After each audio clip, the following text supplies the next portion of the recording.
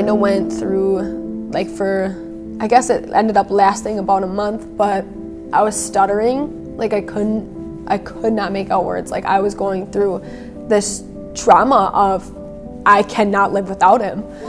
So I had gone home. Well, I was on my way home, and I used her phone to call my parents, to call my mom. And when she picked up the phone, I said it's Autumn. And she said, "What's going on? Is everything okay?" And I said, "Are you around Dad?" Because the last thing I wanted was for her to be around my dad, because my dad would have went up there and he would have found him. So I'm like, she's like, "No, like, your dad's on his way to Milwaukee right now." And I'm like, "Okay, like, I have to tell you something." And she's like, "Okay, like, what happened?" I was like, "Mom Aiden beat me really bad." And she just started bawling. And, Kewaskum from Fond du Lac is about a half hour. And she called me probably like 15 times within that time, just to like make sure, you're still coming home, you okay, right?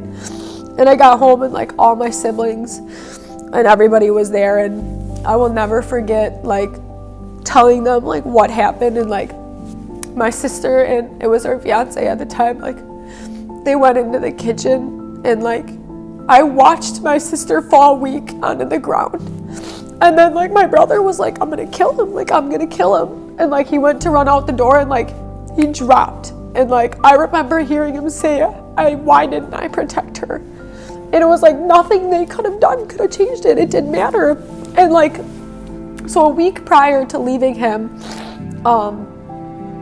I had gone over to my family's house just for a Sunday gathering.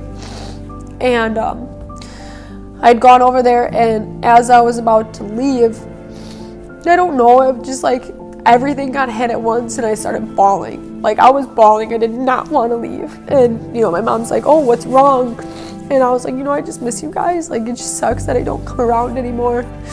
So it's like once they put two and two together, then they're blaming themselves. Well, why didn't we notice the signs? Well, why didn't we? And there's nothing. There's a reason they didn't notice the signs, because I didn't give any. And now it's easy for you to go back and be like, "Well, this was a sign and this was a..." No, it wasn't. It wasn't a sign. So I gained a little bit of my strength, and I got a restraining order against him, and I wrote in my statement to the judge. And I wanted to protect the next girl from what Hayden was capable of. And he was able to postpone, so our case went on for a year. And he was horrible. He made horrible Facebook statuses about me.